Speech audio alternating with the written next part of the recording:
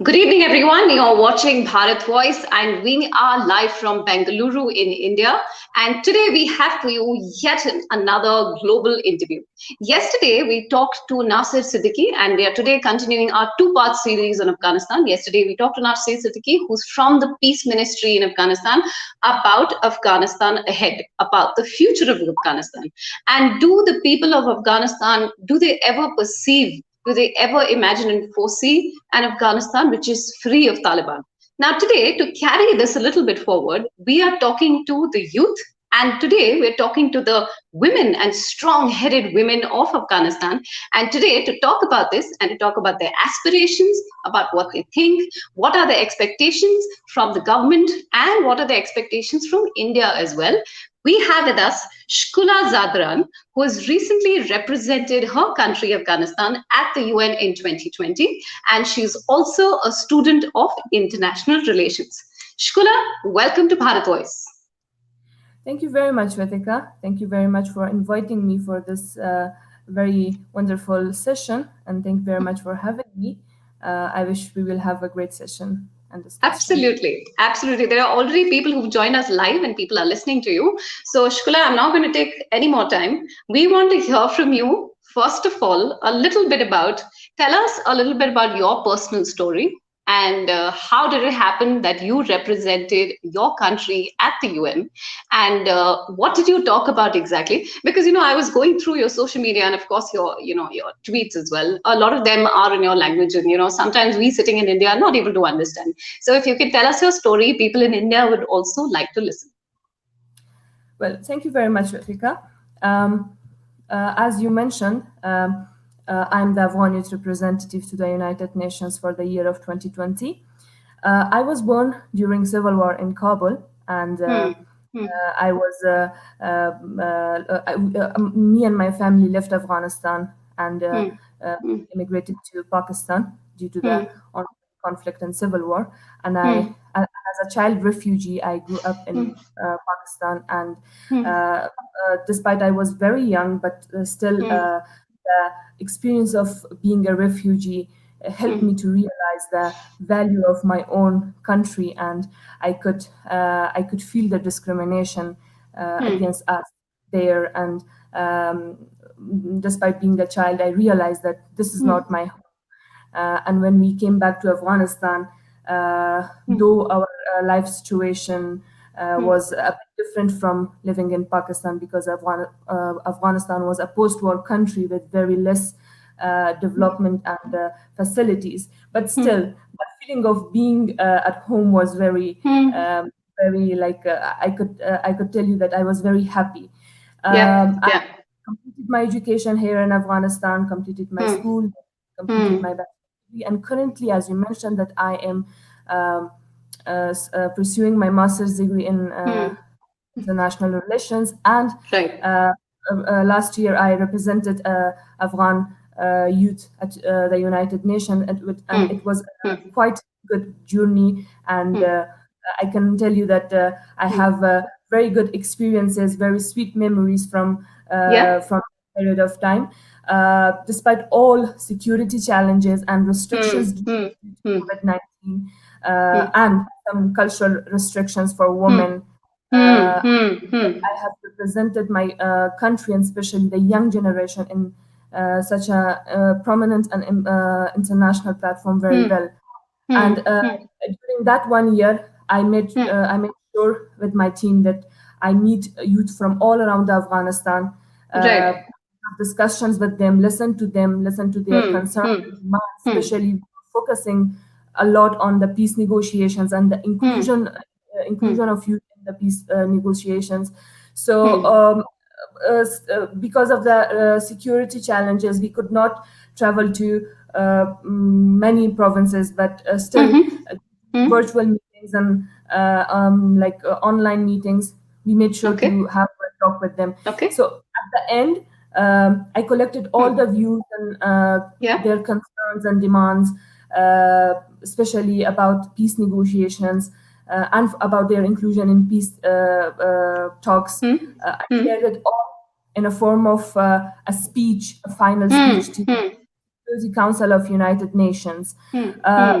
last year was a very bad year, unfortunately, a very bad year for everyone, but specifically for youth. Because, a group of target killing started last year. Many prominent and talented youth from different sectors and sides of society were targeted and killed by terrorist groups.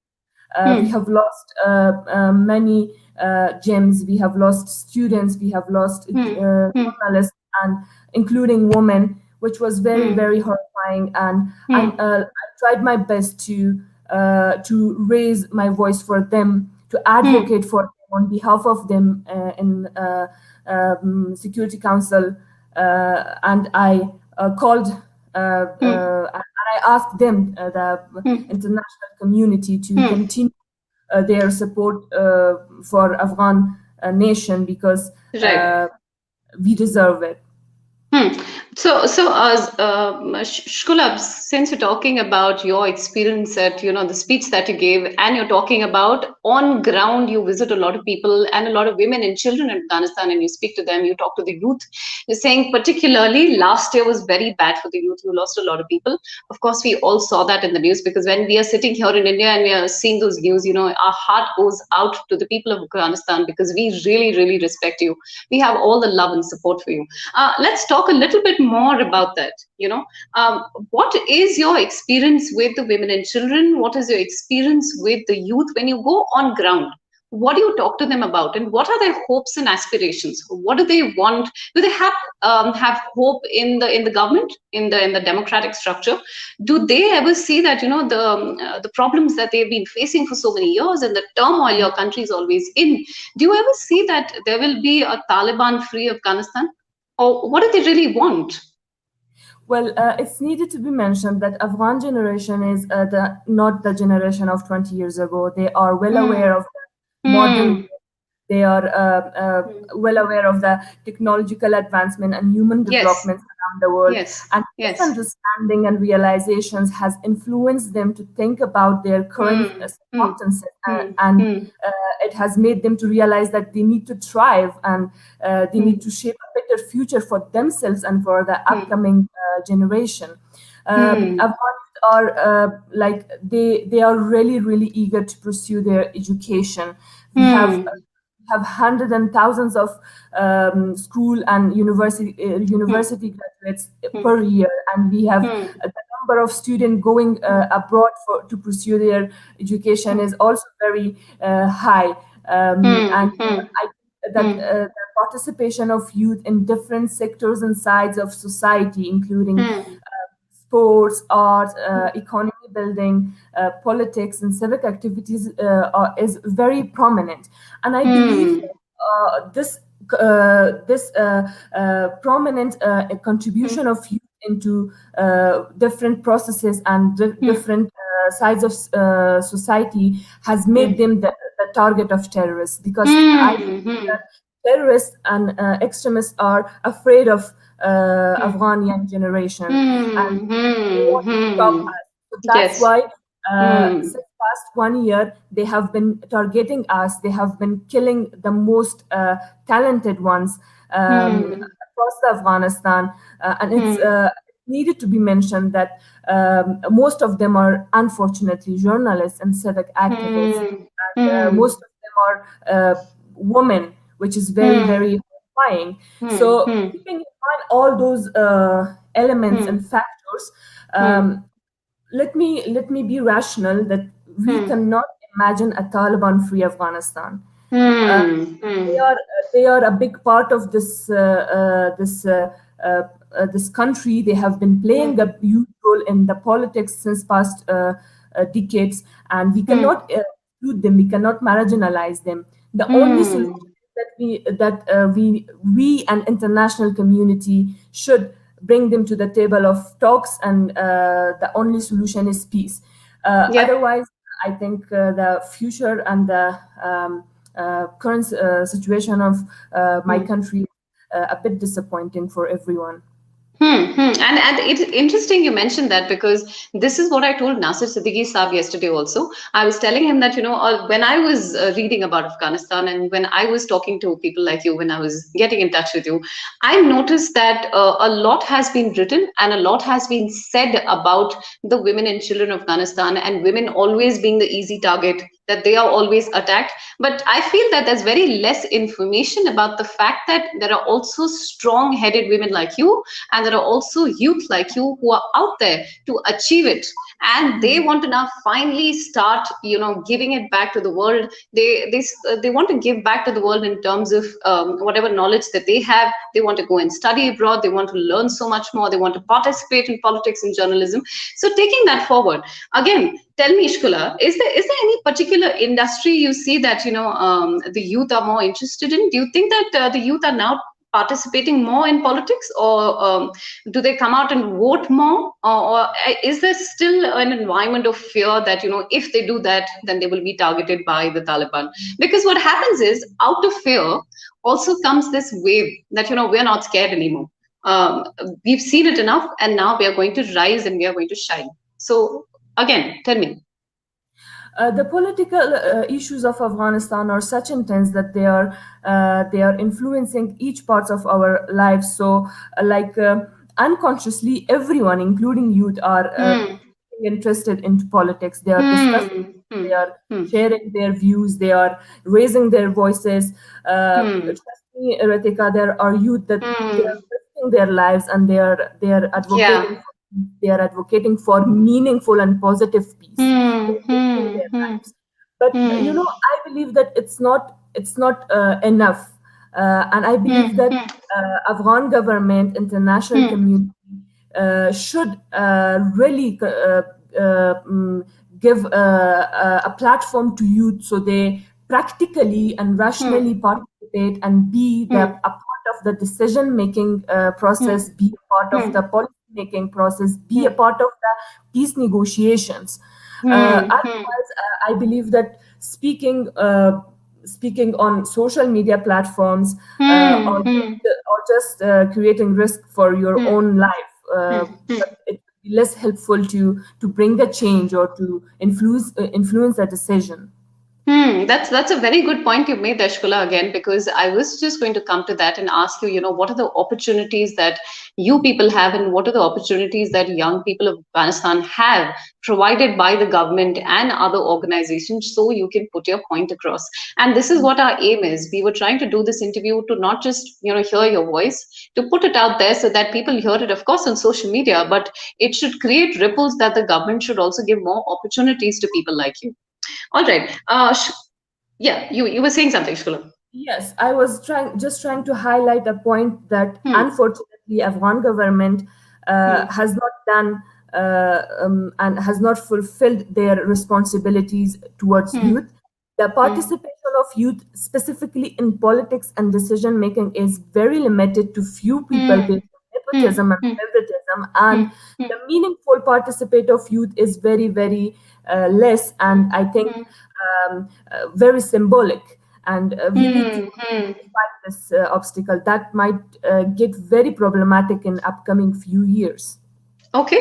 So then let's focus on the challenges once again, Shkula, because I'm going to bring you again to the point that when you visit on ground and when you talk to women, what are the challenges that you also face personally, and those women are facing on an everyday basis? And therefore, how are you trying to bring a solution to it? Because if you're saying that the government has not been very responsible, how do you put your point across and tell to the government as to what is happening? Well, I would like to talk more specifically and give an example of peace negotiations. Hmm. Hmm. In Hmm. peace negotiations, they selected a negotiating team on behalf of Hmm. Afghan government and Afghan people. But Hmm. there were two young individuals who Hmm. were uh, who were not capable enough to represent the entire Afghan young generation. They were Hmm. Hmm. selected based on nepotism. Right now, Hmm. the focus is on peace negotiations. Hmm. Everything is correlated with peace negotiations. If peace Hmm. negotiations are being led to a good way, then everything, Hmm.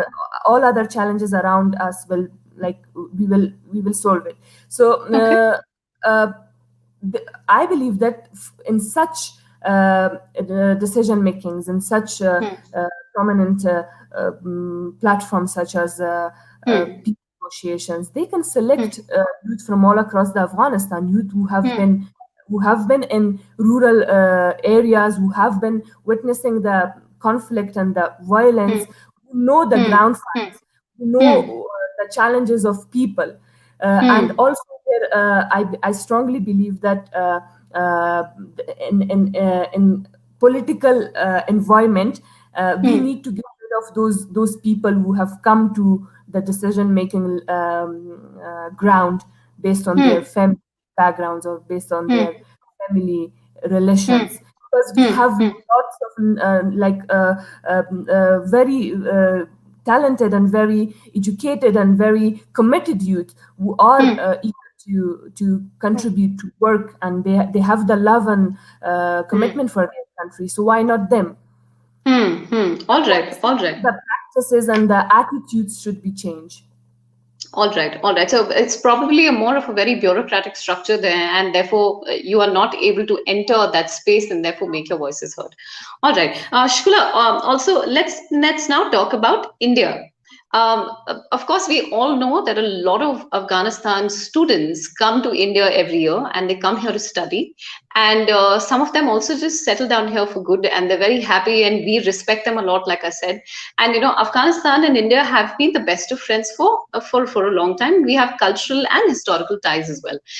Tell me a little bit about what are the views of the youth about India in your circles, and what are the conversations, and do you guys have a lot of hopes from us, or do you think we can do something together? Or because yesterday another point came out that probably in the past India has not proactively participated in the peace talks. So what do you guys expect from India?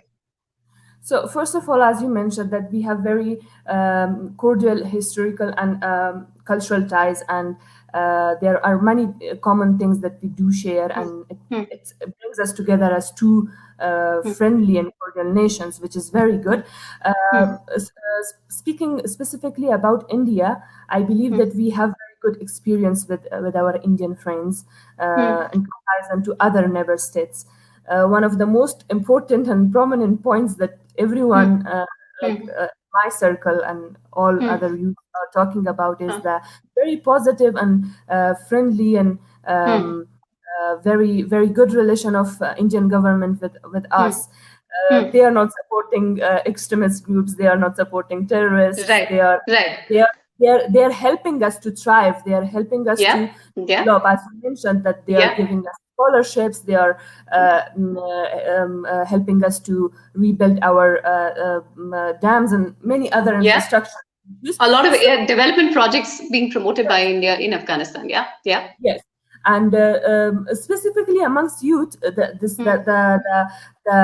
issue of scholarship, it has helped us a lot to have a very positive perspective and perception of India and Indian nation.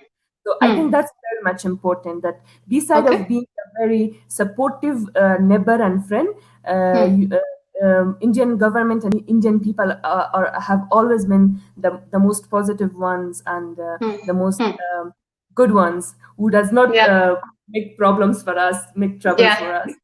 Because that's what we talked about yesterday as well, and I'm reiterating myself that our stakes in India's stakes in Afghanistan are not just not any other intention, but it's just that we want peace and stability in the region, and we want a lot of development projects to take place, and we want peace in the region, and for us to be friends, so that it can be a long-term friendship, and so we can build on it. All right, Shkula, let's talk a little bit more about lighter topics. Tell me again about because you and I are talking about youth. So I have to talk about how active are youth on social media, and what is your access to social media? What do you guys write about? What do you guys post about? What do you guys like to see or watch, or movies or music, or what do you guys enjoy on the internet? Because now social media has become the voice of everyone. So tell me a little bit about that, because we don't have any information about it. That's not something that I can Google and find out. I have to hear from you. Yes, it's very interesting that nowadays majority of Afghan youth are very keen of using Twitter, which is a Hmm. more professional and political platform to Hmm. have Hmm.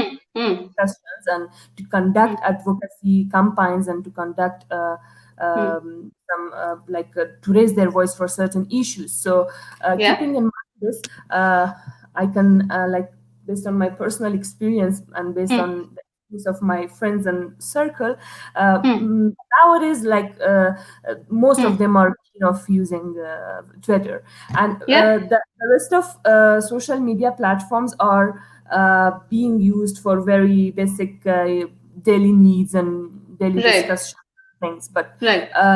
the Hmm. eagerness of using Twitter is increasing Hmm. day by day because Hmm. it's such a professional and such a good Hmm. platform, Hmm. and it I have seen myself the impact of Hmm. Twitter on my life, on my Hmm. career, especially Hmm. during the One Youth Representative program. Sometimes it can Hmm. be vicious, and sometimes it can Hmm. be very good. Yeah, Hmm. Hmm. Hmm. and I have noticed that people Hmm. are being very very careful about the Hmm. media Hmm. platforms. They are following people. They are carefully reading your words. They are Yeah. Yeah. following you, and if you made any mistake, Hmm. they will hold you accountable for your words, Hmm. and that's Hmm. such a good thing to be noticed that actually people are being mindful of what they say and what other people say. Hmm, hmm, hmm. But since I asked you about Twitter, of course, you said that a lot of people are active on Twitter now and actively participating in politics, and people have a voice and they write. But what about like personal choices, like something you do for leisure, like music, and a lot of people. Obviously, we hear Afghanistan people in Afghanistan watch and listen to Bollywood movies and as well. And how's it like? Or are you now getting introduced to different other apps like Amazon Prime or Netflix, or do you do you watch all that?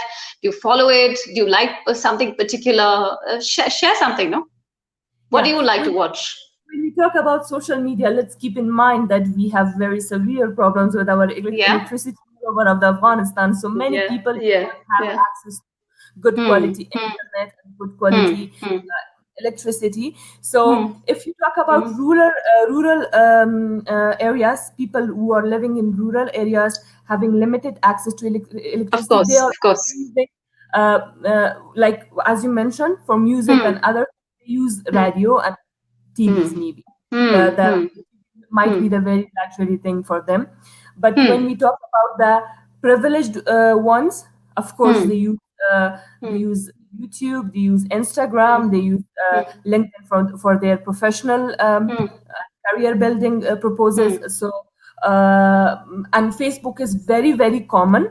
But as I hmm, mentioned, Twitter is hmm, now becoming a trend between those hmm, who are very hmm, keen of political discussions and civic hmm, activity. So they are going towards Twitter. But hmm, overall, Netflix is not that much usable. I don't think so that hmm, many people will use hmm, Netflix for hmm, reason. hmm. Yeah. All right, all right. Okay, okay, okay. Now, Shkula. Now, Let's talk about something a little again, more, little more serious. We talked on the lighter topics. We are talking about women. We're talking about youth. Tell me again a little bit about the challenges here. I'm specifically talking about the fact that when you see women, and a lot has been again written about, and there are a lot of reports that claim. And yes, yesterday Nasser Siddiqui sir was also mentioning that because of the religious ideology of the Taliban, a lot of women, and of course, people, but a lot of women are often attacked.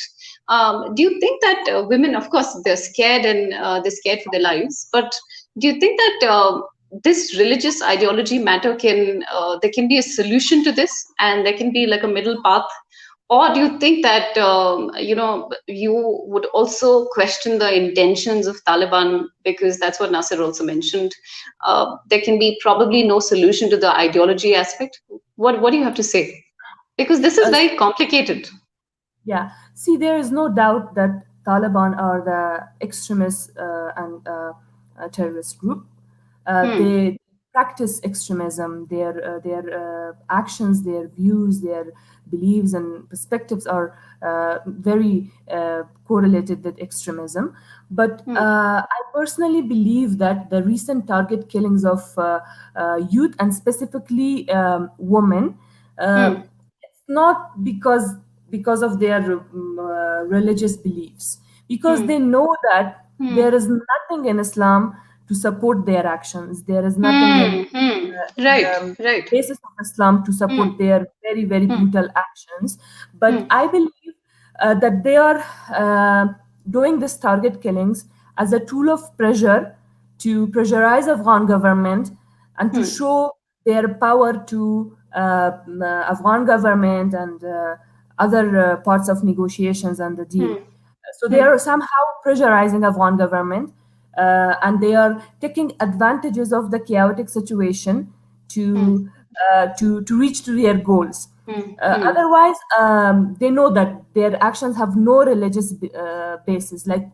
Like for example, which religion will allow a group or a man to kill a woman in maternity ward of a hospital, to kill a woman along her a newborn baby? Like, no human will accept that or support that action, but they are doing it because it's politics. And when we define terrorist activities, terrorist groups, they are doing those organized crimes and large scale crimes to reach to their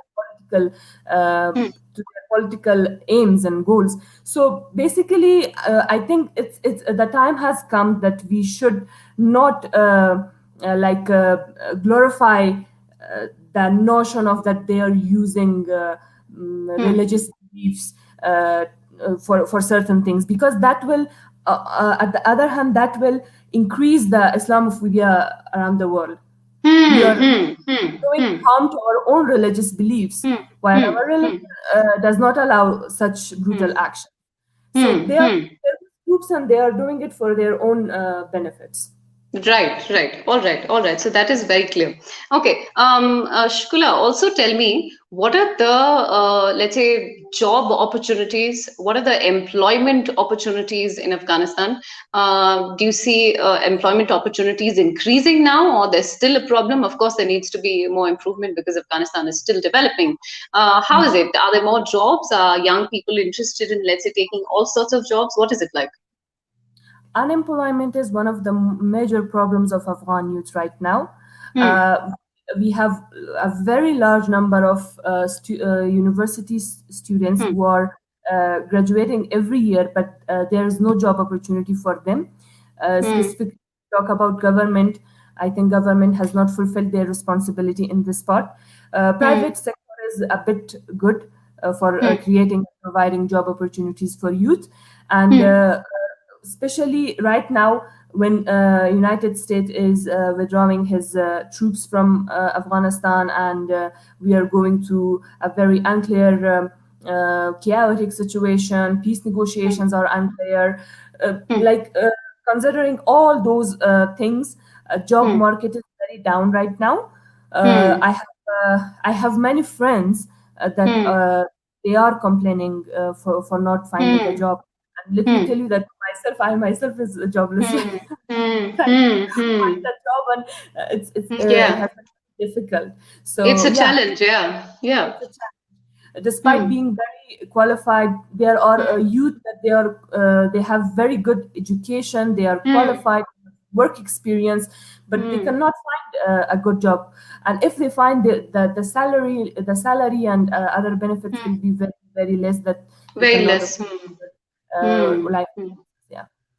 All right, all right. Okay, Shkula, okay, now tell me, what are the hopes, let's say, you have with the peace agreements that are going on right now, the peace treaty that's going on right now? Because again, you've been a very important person in spearheading this also. You've represented your country at the UN. I want to ask you honestly, because again, some people say that we do not trust the intentions of many countries who have stakes in this. Let's say we do not even trust the intentions of US. So post US withdrawal, there could be a lot of problems. And so many countries have stake, like Russia to Pakistan to Qatar to India. Not India that much, but so many countries have stake. So what do you expect that this peace treaty could finally lead to?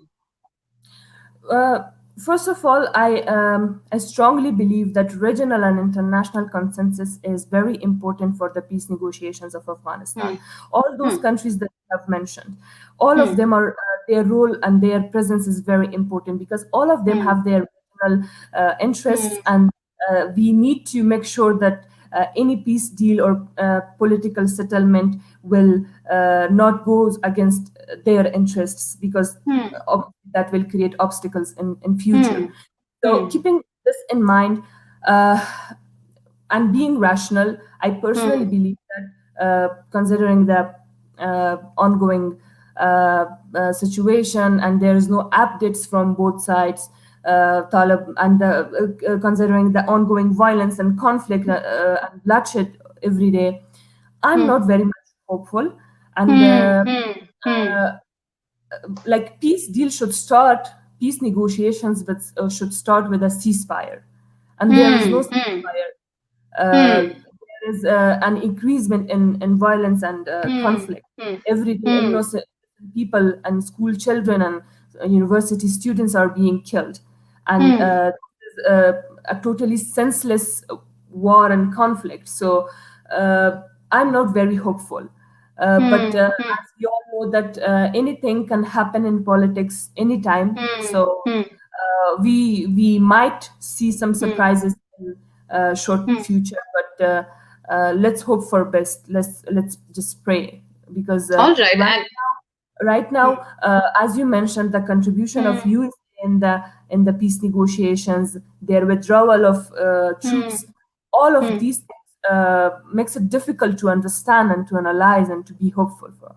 Right, and I'm hoping that in the future as well, you'll keep representing your country and you'll keep putting your voice across so that more points come forward and you can bring the voice of youth forward. You plan on doing that as well? Well, the situation is very unclear. I'm not sure. My responsibility as Afghan youth representative has been finished because I was representative only for 2020.